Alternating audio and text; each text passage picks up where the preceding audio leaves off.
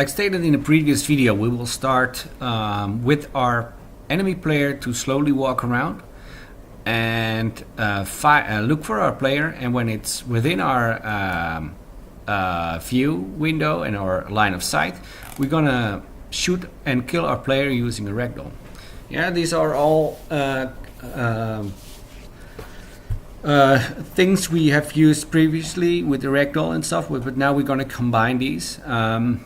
And first, let's start with our enemy player to make it walk. Later, in a later video, I don't think we will have time for to do it in this video. We will also make our enemy player move faster or slower whether it has detected our player. Yeah.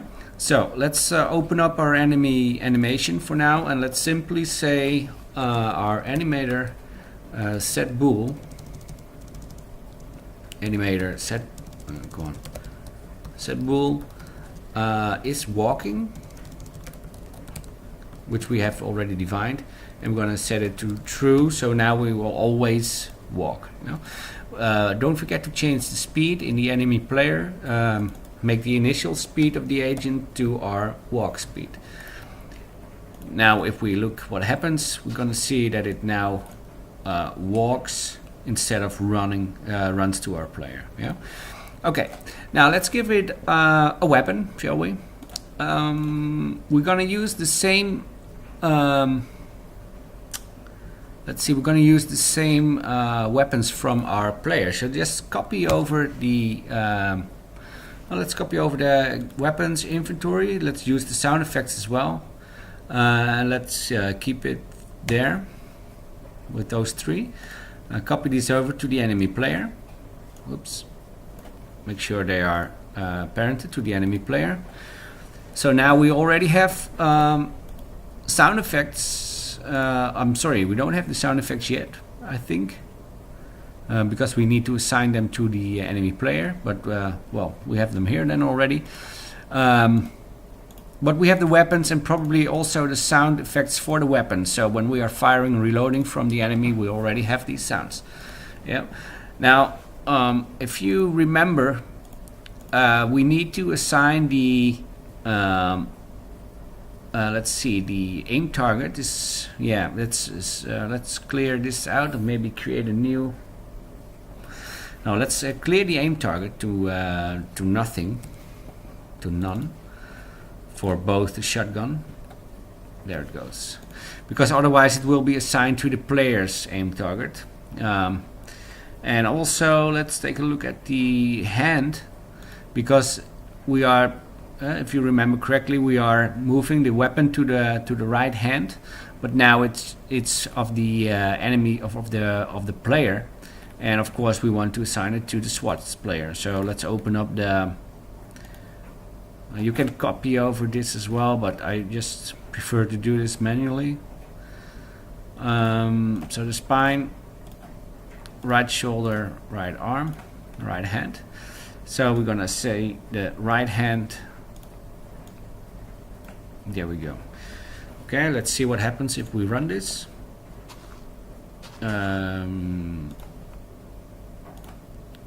Oh yeah, we also need to reset the transforms of the of these objects we just assigned. So reset them. So we have the weapons here for our enemy player, but now it probably won't get assigned to the hand because we need the yeah, we need the weapon script for that to equip a weapon. So what we're gonna do, we want to use the, let me check if the video is running. Yeah, would be pretty stupid if I finished the movie and it wasn't running. Okay, so what we want to do, we want to make use of what we have already. So we want to change some stuff from our shooting class, I think. Yeah, and move that over to our shared folder so we can use it later, and use it as a base class, which we can use to make our player shoot, but also make our enemy shoot, our NPC shoot. Yeah. So what we're going to do, we're going to create a controller for it. So let's create a new script. Let's call this weapon controller, and let's open up player shoot. Maybe close everything except this, and also open up your weapon controller. What we're going to do, we're going to inherit from our weapon controller, and we're going to assign most of this from our current player shoot towards, we're going to move it to the weapon controller. Yeah, so probably not the update, but we're going to use the equip, switch, deactivate, awake. Yeah, pretty much everything here. So let's cut this out and move it over to the web controller. There we go.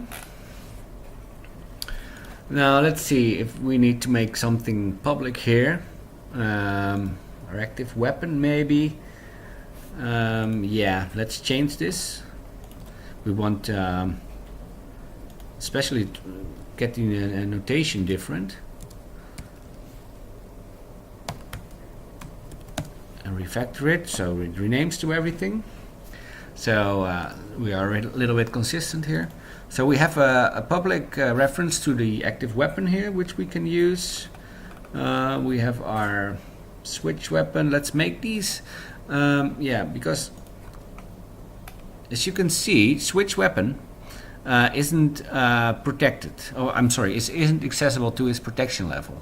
But I don't want to be don't want it to be public, so we're going to make this internal, which basically means internal classes can make use of it, but anything external cannot. Yeah.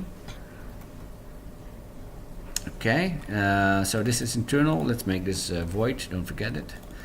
We're going to do the same for the equip, I think. So we can equip weapons here as well. And I see the can fire any active weapon. Changes to a capital A because we make the we change that. And let's make also can fire public. And let's give it a capital. And let's also hide this in the inspector, because it's public, but it's not really a setting which we can use in the inspector. So just better to hide it then. Tidy it up a little bit. Okay. Yeah. So now we probably still are able to use the way we shoot as we did previously, without any change. There you go. It's still exactly the same. However, we really changed it around because now we can use our weapon controller to switch weapons and fire our weapons too from our enemy. So let's we need a new script for our player to actually shoot. So let's close this up. Let's go to our NPC. Let's make a new script and let's call this enemy shoot. Enemy shoot. There we go. Now again, we're going to inherit this from our from the weapon controller. So this is our base class with all the functionality we need to shoot. But we're gonna we need AI, or it's not really AI what we're building here. We're making like more a decision maker. I mean, we're not making a neural network or something. So let's make a few serializable fields for controlling the way we shoot. So we have a shooting speed, so how fast it will shoot. Let's also make maybe a burst duration, how long it will shoot, and let's make it a little bit random. It's all about being a little bit convincing, you know. It's not how the AI reacts or the NPC player reacts. Okay, so we have our variables. We probably need a reference to our enemy player to get our health. I mean, we can only shoot if we are if the enemy player is alive. So we're going to require the component of the enemy player. So we can say in our start method, we're going to say a player equals to, let's call this just player,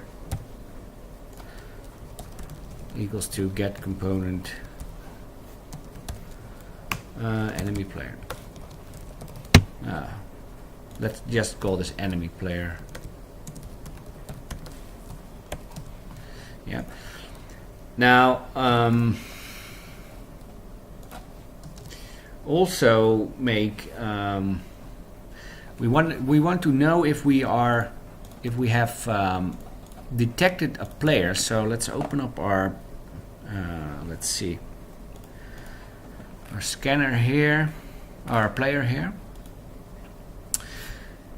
Yeah, and we probably need some way to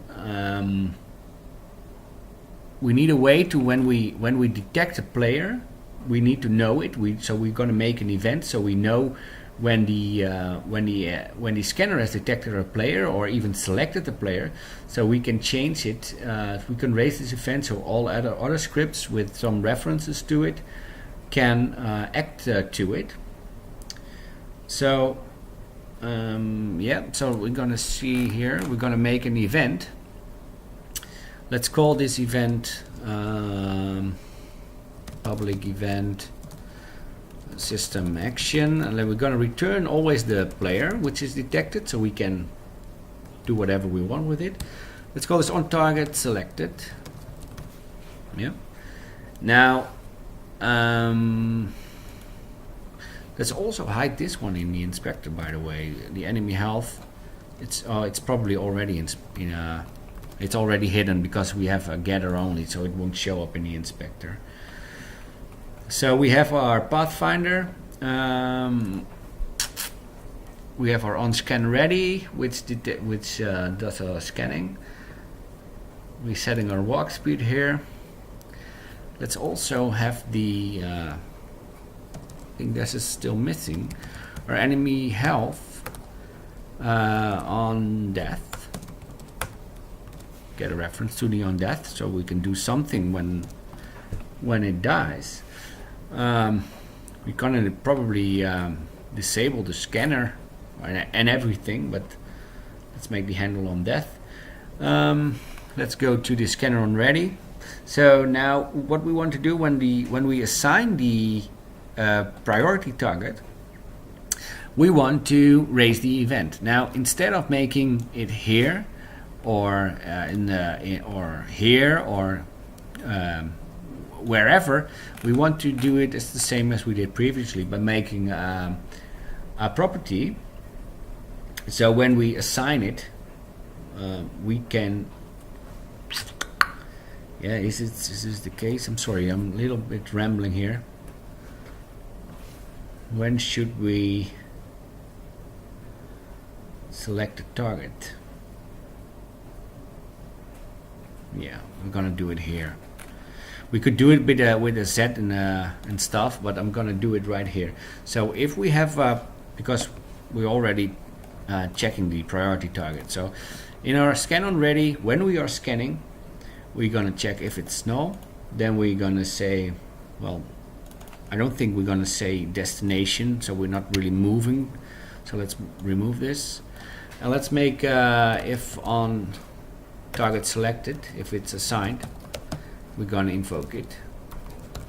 Every class which has this assigned will run the on target selected callback, and then we give back the priority target, which is already a player. Yeah, so now when the scanner found something, it will select the target. Yeah. This is the first implementation. Later we will probably select more threat level or something, but now we're just going to select the first target it detects and the closest one. So in our enemy shoot, we have our let me see. yeah, our enemy player here. Let's say enemy player on target selected. We're gonna say target here, and when we select the target, we're gonna change the active weapon. We have an aim target or something. Let's check here in the web controller. How did this work again?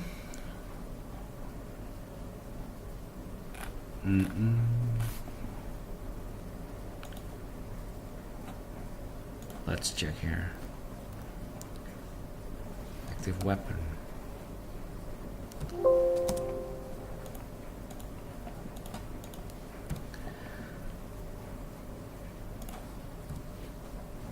So now we are at the shooter class. Yeah, we have our aim target. So this is where our I believe we set a rotation from the muzzle. Yeah, so we probably need to assign this in a different way, like we're doing right now. Right now it's the crosshair of our player where we are aiming, but we probably want to change this a little bit. So what we're gonna do, we're gonna make a public variable from this, so we can change it. And we're gonna say aim target, make this a capital A. And we also now if we're gonna assign a transform to this aim target, it will always be at this feet probably. So we're also gonna make an offset here for our aim target. So now we can, like, when we assign a target, we can also optionally provide an offset where we actually want to aim. Yeah. What are we forgetting here? Now we probably need to add the offset here. So we have our look at aim target, and we're gonna say this. Right now we are using the looking at transform, but it has a few overloads, so you can also assign a vector. See, a world position vector. So we're gonna say the aim target position, and then we're gonna add the aim target offset. Yep. So let's first make sure that our current weapons for our player.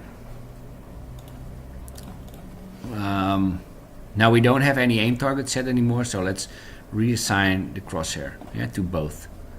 By double, if you hold Control or Command on your Mac, you can double select them both and then drag in the crosshair. Yeah. Okay. Now, so now we have the offset done. So now if we switch back to our enemy shoot, we can let me see here. We can now assign the active weapon aim target, and we assign it to the target transform. The target is the player, and we're going to add the offset.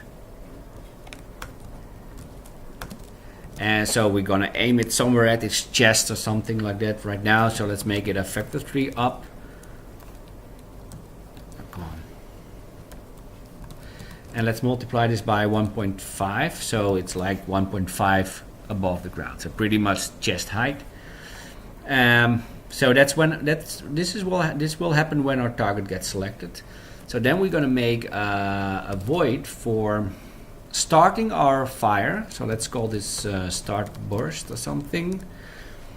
Then we probably need a void end burst, and our player probably needs to reload his weapon, our enemy. So we're gonna check for a reload, and we also need to fire itself. So and we're gonna fire in the update. Yeah. Okay, when we start the burst, it's probably when we have selected, we're gonna immediately start our burst here. So then we can say first let's check if the player is alive. If not enemy player, health is alive. It's a property from the destructible class. Then we're gonna return. Yeah, we don't want to start a burst when we die, so otherwise it will start shooting when we're on the ground. Then we're gonna probably check if we need to reload, and then we are able to fire. So let's make a bool here, shoot fire, and we're gonna say shoot fire equals true. So now in the update we can say if we are able to fire, we are going to continue the update. So we're gonna say if not, shoot fire, return. Or else we're gonna say active weapon, fire. Yeah. I believe we also have the can fire. Let's take the player shoot here. Yeah, we will have a check here if we are able to fire. What was it for again? Can fire when we when we are switching weapons, we of course cannot fire. So if shoot fire or not can fire, then we skip out. And we can also say here or not player, enemy player health is alive. So we are cancelling out the update method here if we are not able to fire, are not able here to use can fire, and if we are dead. Yeah. Otherwise we will say fire the weapon. Okay, so now with our burst we need to know when we need to stop firing, and we created two variables here, a minimum and a maximum, to make a little random way of how long a burst should take. So let's make it here a timer from our game manager again, and we're gonna add a new one, and what we're gonna do will be when we are when the timer gets executed, we're going to end the burst. And when are we going to end the burst? We are going to end it in a random range, and we're going to say burst duration min, burst duration max. Yeah, so it will end the burst. We don't need this way. We can simply say end burst. Okay. So now when we are adding a timer to end our burst within this random time. So when we are ending the burst, we first gonna check. First we're gonna say shoot fire equals false, so we don't fire anymore. And then we can also check this one if not player is alive. It's pretty much overkill, but health is alive. Return. Okay, but we do set the shoot fire to false just to make sure. And when we are ending the burst, we're going to add a new burst within our shooting speed. Okay, maybe we should make this a random too, but right now we're going to use it as a fixed value. So we're going to say game manager instance timer add, and we're going to say start burst, and we're going to do it in shooting speed, which is the variable we have right here. Okay. Also, when we are ending the burst, let's check if we need to reload. So check reload here. Probably wise to check reload, or to expand check reload, not to simply reload the weapon, but maybe check if we only have like 3 or 2 bullets, then we reload already. But we're gonna keep it right here at 0. So if we say active weapon reloader, and then we have our rounds remaining in clip. So if that equals to 0, we're gonna say active weapon reload. Okay. I think this should work. Let's assign this to our enemy player. Let's close this up a little bit. Enemy shoot. So let's make this maybe 1 second to wait between bursts. Then we say I'm sorry, weapon switch time at 1, so 1 second to switch weapons, but we don't really use it right now. Shooting speed every 1 second, with a minimum burst time of 0.3 and a maximum of 0.7. Whatever you prefer, of course. Okay, so now let's take a look at our enemy player again for if we are actually detecting, when we are detecting. So we have our Pathfinder on scan ready, scan for targets. Let's just see if it is actually happens here. So let's go to the on target selected. Sorry, find references to it. In our enemy shoot, we're gonna say print on target selected. I'm not really sure if this is going to work right out of the box. Probably not. There we go. I'm gonna move into his view. He's not doing anything. No. Why not? He is scanning though.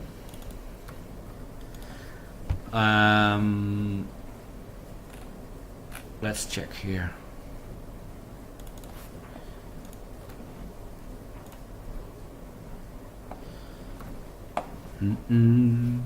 So if we are scanning, are we forgetting anything? We could check if something is blocking our view here. Let's check it one more time.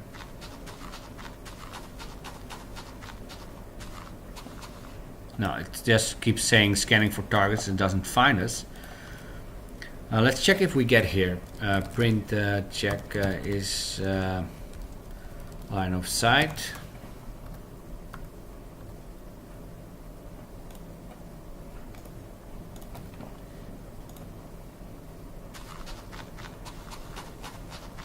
Well, there it goes. It does check if line of sight. Okay. Let's check if it's within our angle.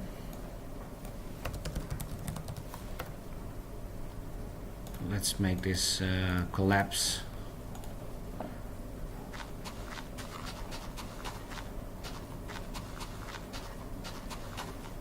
So it now says it's within our angle. Update is pretty slow, so let's take a look at the scanner, how fast it goes every 5 seconds. Let's change it to 1 second. Yeah, oh, there it goes. It's actually shooting. This is pretty cool. Let's see what happens here if we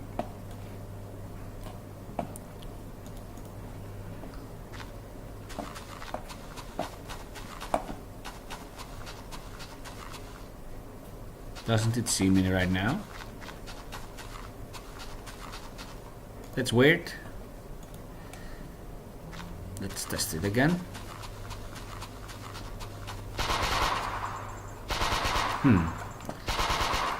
Okay, this is weird.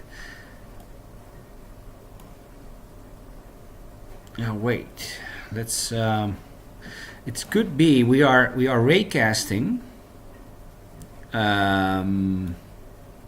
We are raycasting towards the direction, but it's possible that when we are, let's check if that's the case. Could be the case. I mean, we are raycasting here, but it could be that if we are like standing here, the raycast is also blocking against its own hands, you know. So what we're gonna try here, first we're gonna we can make sure of it. So we can say raycast hit, and then probably here out hit. before the distance to target. Let's print out what it hits. So we're going to say print hit transform name.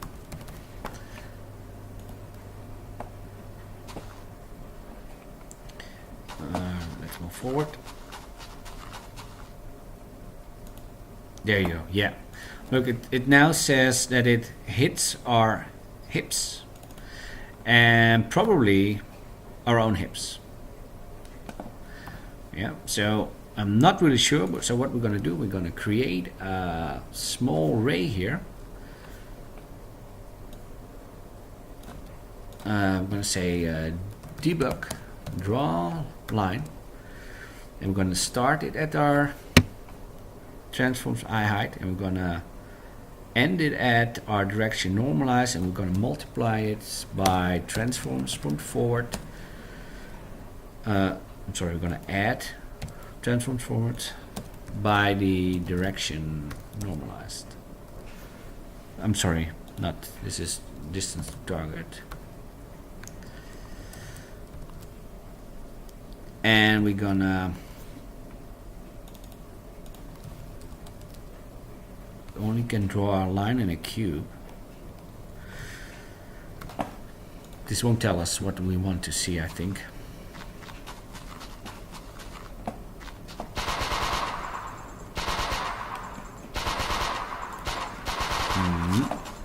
This looks weird.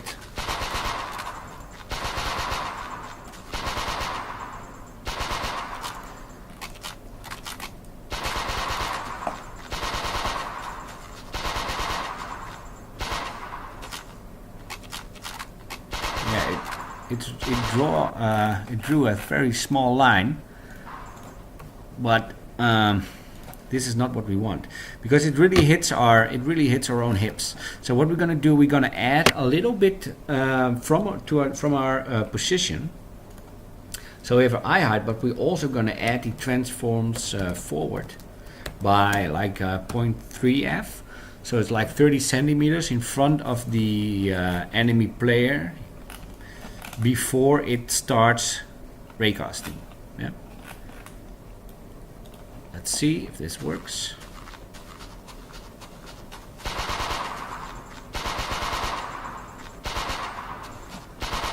So now it detected us nice. Let's go here also, and let's go move to the left so we don't see anything blocking.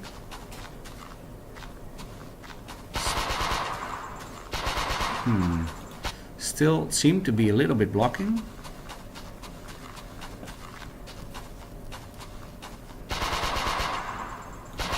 No, it's probably the second we need before we start firing. Okay, let's keep it like this. I think this works fair enough. Okay, so we added the 30 centimeters in front of the transform. Okay, so now the player keeps on moving and it shoots to his back. So what we're gonna do when we look at the enemy player, we're gonna also stop moving when we have detected a player, and also we're gonna also rotate and look at the player. Yeah. So let's create a new update here. We're gonna say if priority target equals to null, return, and then we're gonna say transform look at priority target transforms position. Okay, now it will, when we are on a slope, it will look very weird because the entire transform will rotate around, but if we are in the same plane, it will look perfectly around, I think. Now we need also to stop moving when we are detecting a player. So we probably best use the let's see, how did we call it again?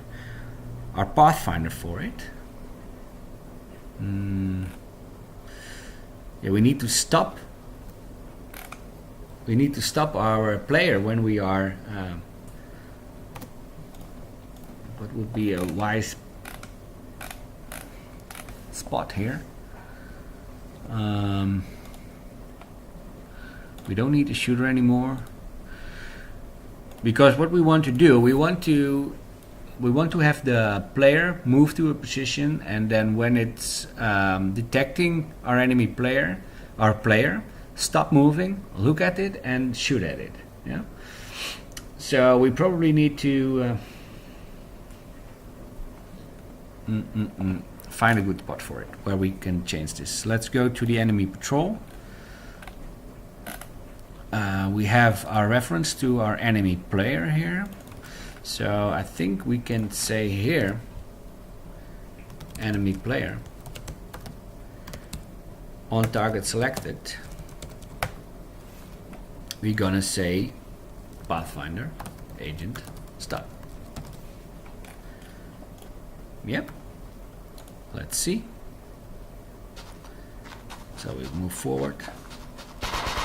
There we go. It stops moving and it rotates around, reloads, and then continues to fire.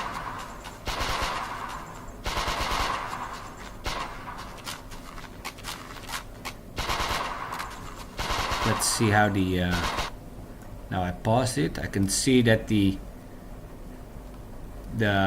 bullets are pretty much at height of the enemy. Probably need to lower it a little bit, but this does what I wanted to achieve. Okay, let's see. Now we need to get our player killed, of course. So now let's go to our player. Let's create a new script. Let's call this player health. This is going to be probably pretty much the same as the enemy health. So let's copy this over back to the and open up enemy player health. Paste it here. We are now actually using pretty much the same code, but I don't want to use the same script file here, because we probably need a different implementation when our player dies, when our enemy player dies. So that's the reason why we keep this separate, and it's pretty short. We only need to have the override die to enable a ragdoll. Yeah. Okay, so to our player, we add the player health, give it 5 hit points, and now we need a ragdoll. I don't think we have a ragdoll for our player yet. No, so let's create it. So with the SWAT, you don't need to have it selected, but make sure you do the player. Okay, so we assign the pelvis, the hips, leg, foot. Same goes for the right, hips, leg, and the foot. Now for the arms, left arm, where did I drop it? No, nowhere. Cancel. Left arm, left forearm, and for the right arm, right forearm.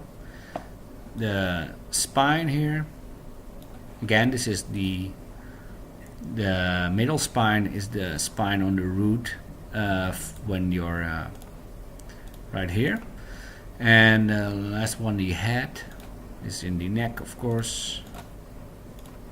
There we go. Okay, let's create this. So now we have added a ragdoll to our player. Now let's add the ragdoll script here and assign the animator. Okay, now in our player, assign the ragdoll. There we go. Let's see what happens.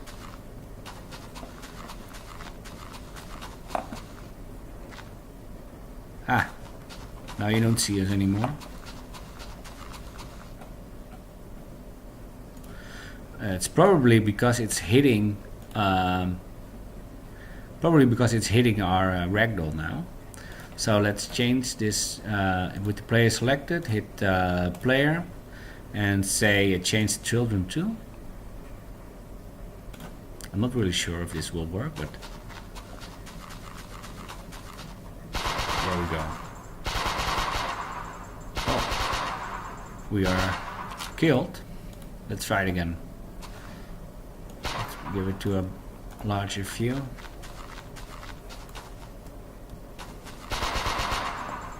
There we go. Let's try it again.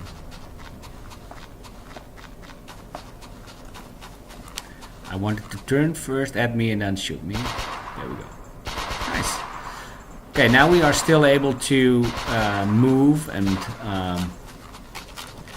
stuff and look with the mouse, so we can change that too. Let's find a good spot to change this. Let's open up our player.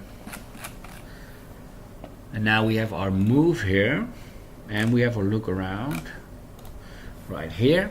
But if we say in our update method, if we don't have a reference to our health here, so let's make first a require player health. Let's copy over one of these properties. Let's call this player health. I'm sure we're going to use player health as a public method, so that's why we are going to use it here.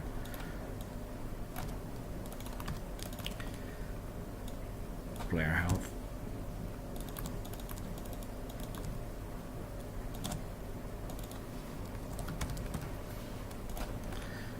Okay. And then we say in our update method, if player health is alive. Return if that's not the case. You might have seen me doing this a lot, making an if statement and then return it. I really prefer this over checking if the player is alive, like so, and then make the brackets around the piece of code you want to execute. Because I know it does the same, but if I want to do another if and if and if, it really makes this a little bit, a lot more readable if you do it like this.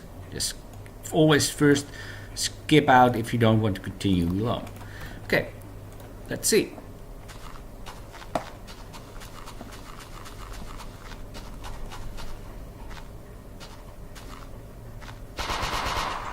Bam, there we go, and we cannot, well, we still can shoot, we cannot rotate anymore.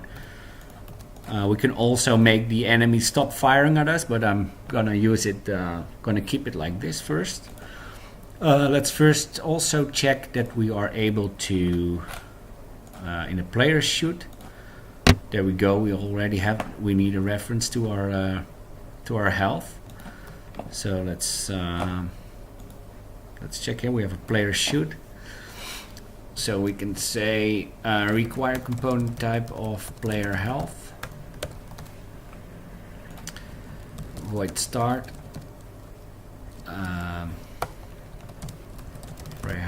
player health. This equals to get component player health. And then we say if player health is alive. No, I'm sorry. I don't hope you type this over. I'm gonna do it differently. We're gonna use remove this. We're gonna use we need the component of our player. So then we say in our start, void start, we're gonna say get component player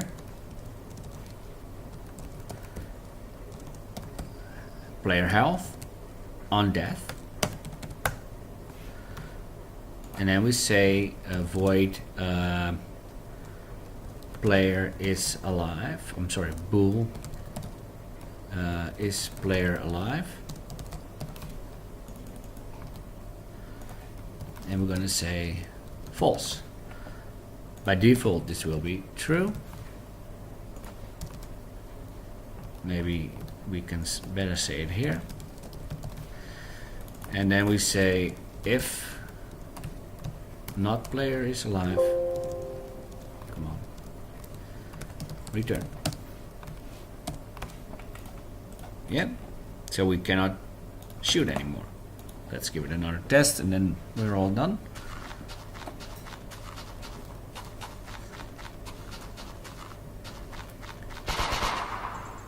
There we go. We cannot shoot anymore. We are done. Okay. Well, I hope you enjoyed this video. I really hope you can hit the like button, and if you haven't subscribed, subscribe. If you like this video, we get more chance of reaching out a bigger crowd. Thank you very much for your time, and I'll see you in the next video. Bye bye.